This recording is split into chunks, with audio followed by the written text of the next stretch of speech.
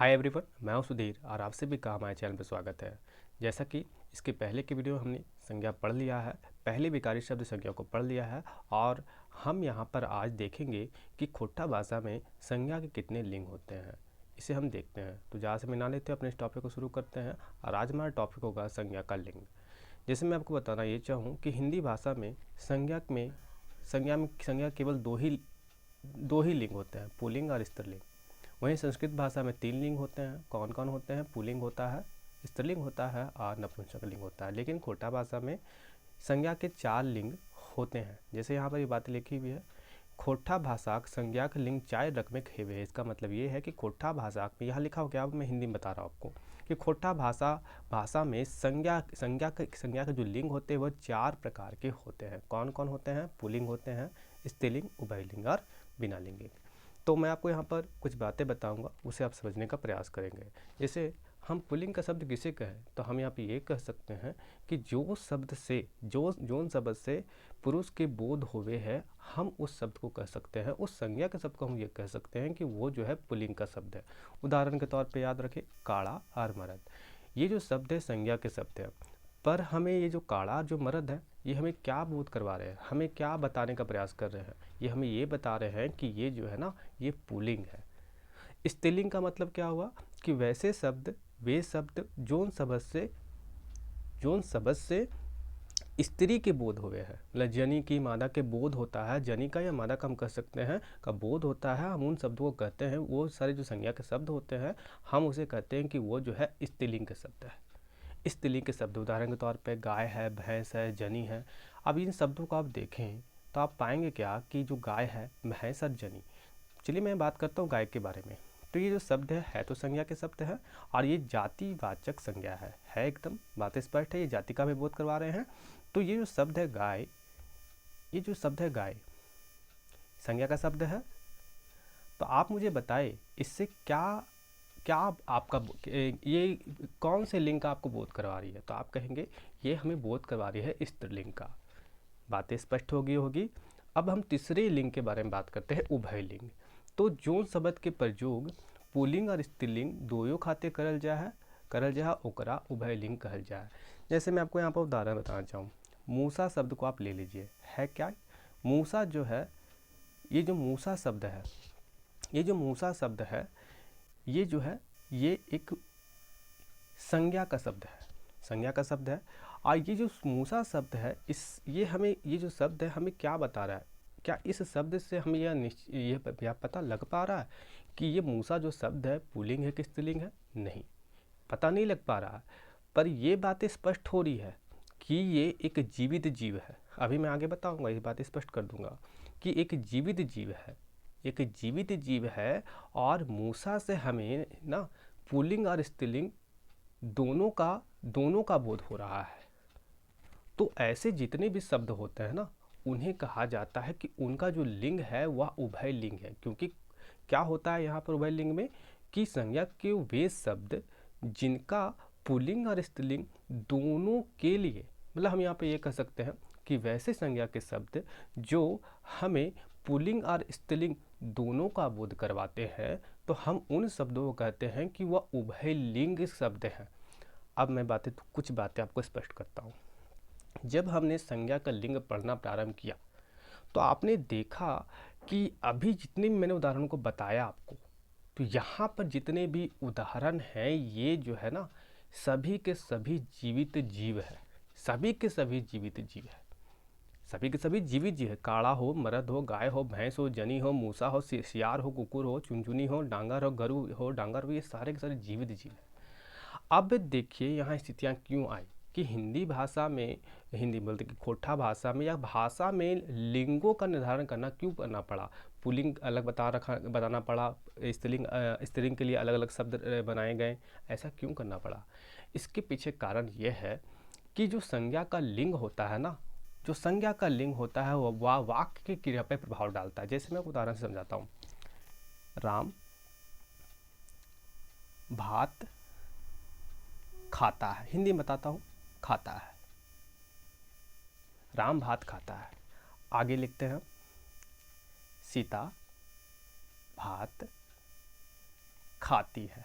आप बताइए इस वाक्य में स्थितियाँ क्या हुई? ये दोनों क्या है? संज्ञा के शब्द है, वो भी व्यक्तिवाचक संज्ञा है। बातें स्पष्ट।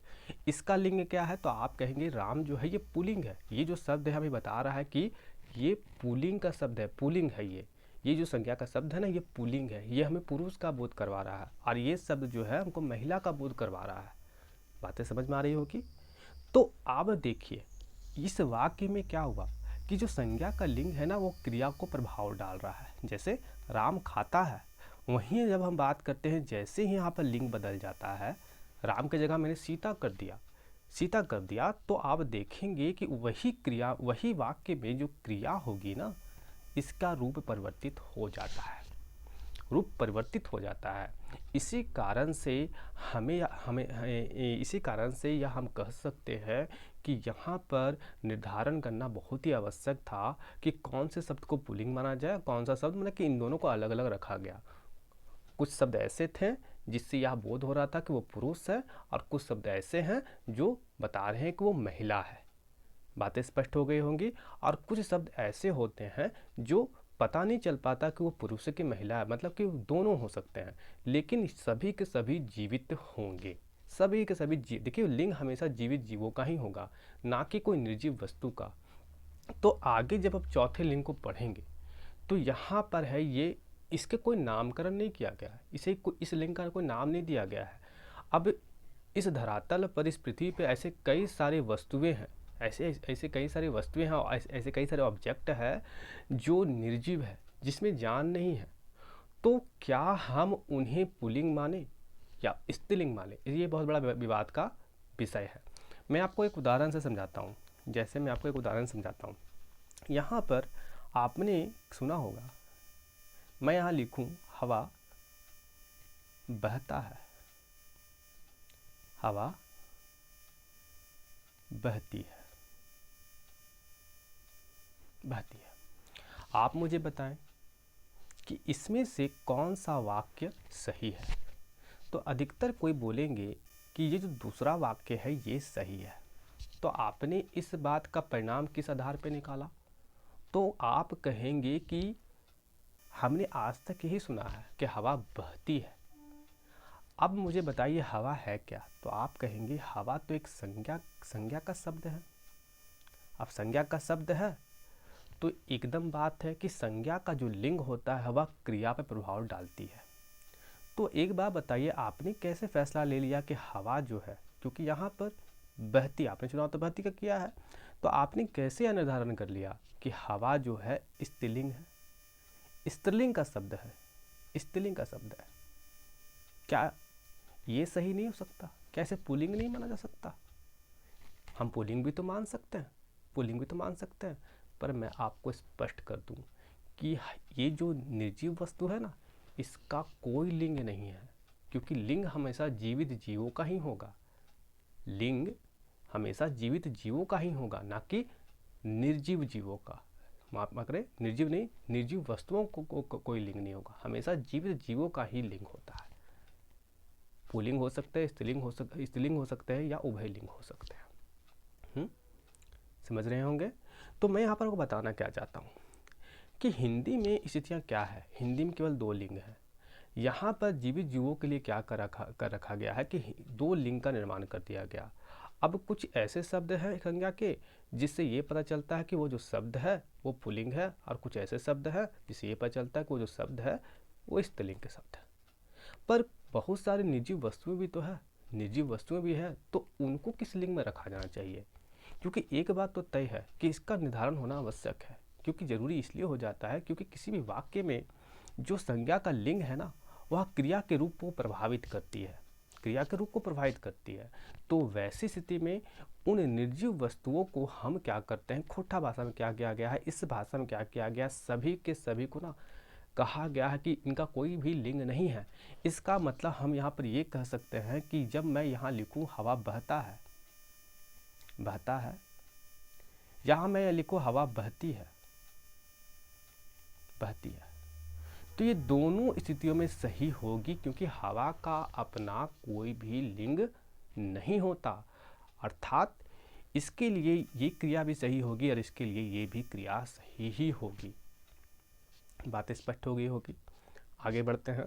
तो मैं आपको यहाँ पर कुछ बातें लिखी हुई बिना लिंग के बारे में, हम इसे देख लेते हैं क्या है। सर समान बासन बर्तन निर्जीव वसुत जेकर पुल्लिंग और स्त्रीलिंग के कोनो पहचान नख है। क्या डूबा डूबी का पहचान है कि डूबा क्या है, डूबी क्या है? नहीं, क्योंकि निर्जीव वस्तुओं का भी लिंग नहीं हो सकता। होगा लिंग तो हमेशा सजीव वस्तुओं का ही होगा। थारा थारी, खांचा खांचिया, छिपा छिपी। तो हम यहाँ पर आप समझ गए होंगे। खोटा भाषा के अंतर्गत में रिकैप कर लेते हैं, आगे बढ़ते हैं। खोटा भाषा में कितने लिंग है? 4 लिंग है।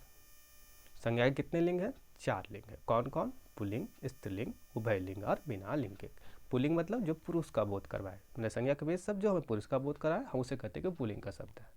स्त्रीलिंग मतलब जो शब्द, संज्ञा के वेद शब्द जो हमें स्त्रीलिंग का बोध करवाए, हम उसे कहते हैं क्या है कि वो स्त्रीलिंग का शब्द। उदाहरण के तौर पर ये शब्द याद रखें, काय भैंस जनी सब।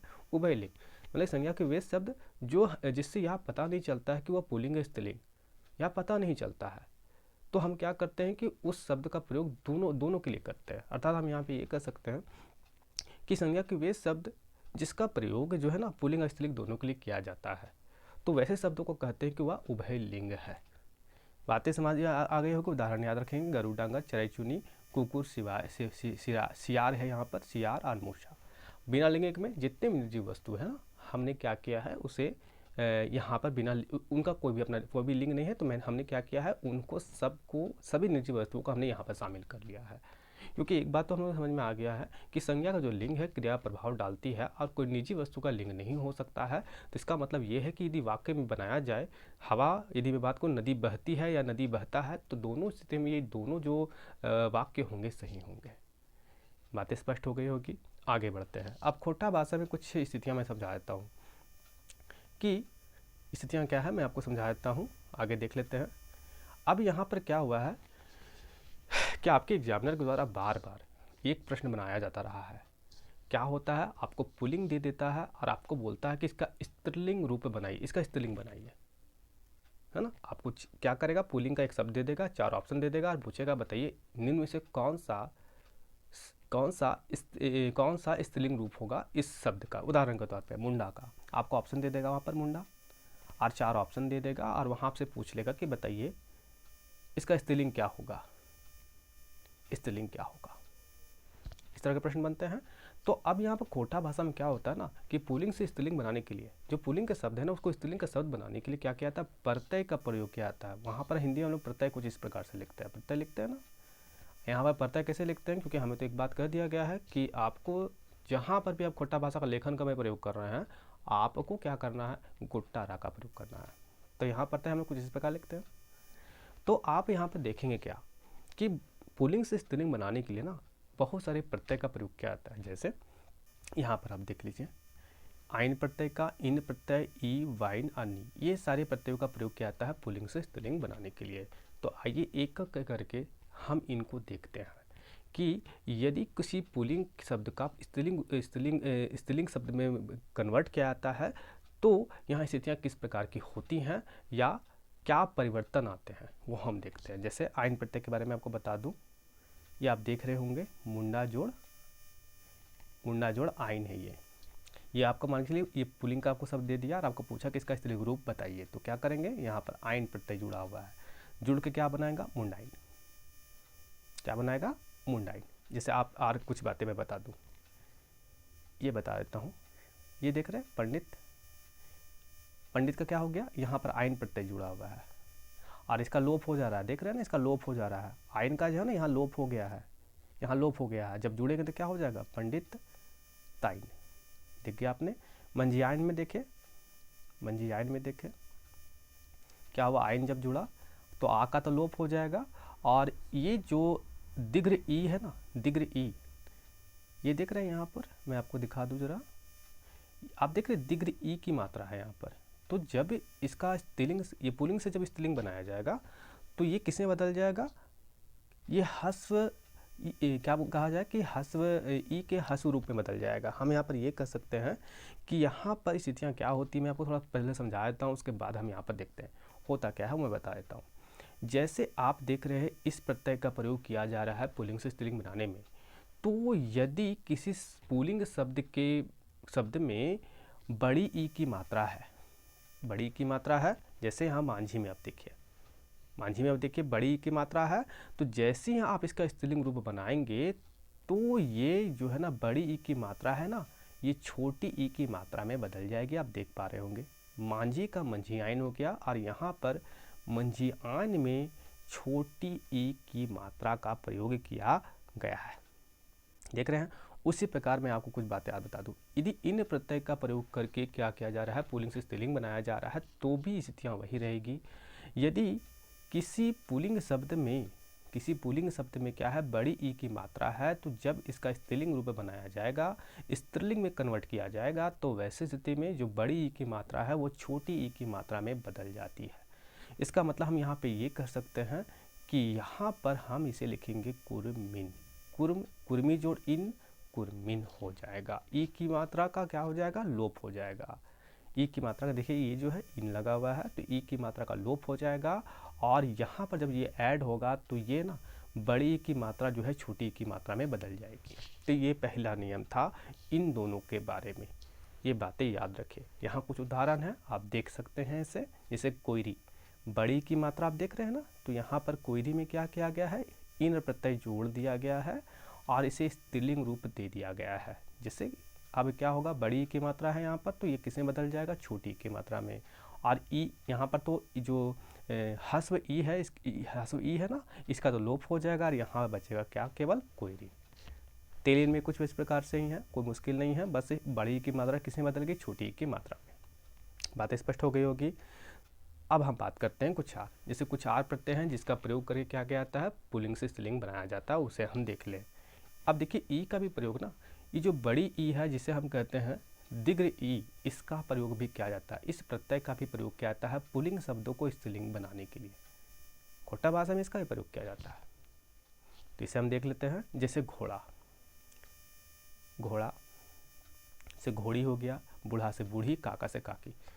नियम याद रखें, जब भी इस प्रत्यय का प्रयोग किया जाएगा पुल्लिंग से स्त्रीलिंग बनाने में, तो मात्रा हमेशा बड़ी ई की ही रहेगी, यहाँ कोई परिवर्तन करने की आवश्यकता नहीं है।